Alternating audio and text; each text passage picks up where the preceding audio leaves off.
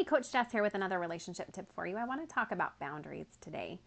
Some of you may have read the book titled Boundaries by Henry Cloud and John Townsend.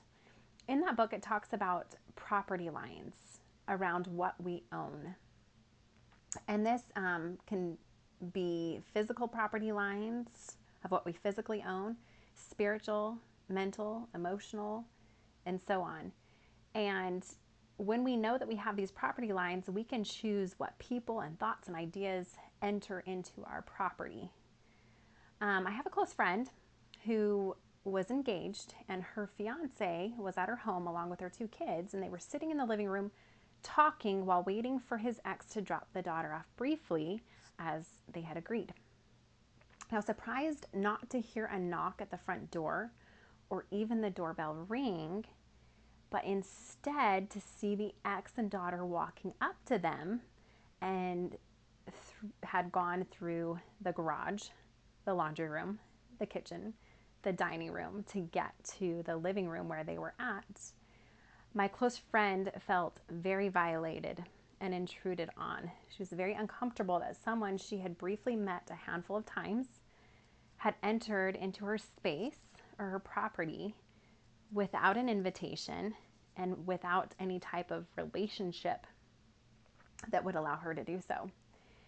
Oftentimes, life hands us a situation or person to help us learn and grow. And for my friend, this particular person was going to be a personal tutor of the importance of having and enforcing boundaries so that these types of people didn't walk all over her.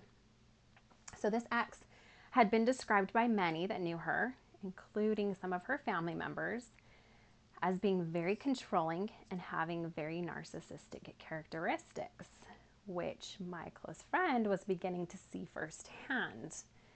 And in the years to come, interactions with this ex taught her more about the importance of boundaries. Obviously, the physical boundaries, as we learn in this story, but also spiritual boundaries from the ex's self-righteous, demeaning, judgmental, and hypocritical comments and actions.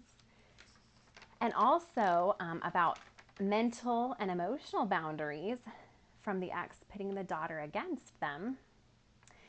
And then also financial boundaries as the ex tried to shirk on her own financial and travel responsibilities and tried to push her obligations onto them. And many more tutoring moments that actually continue today.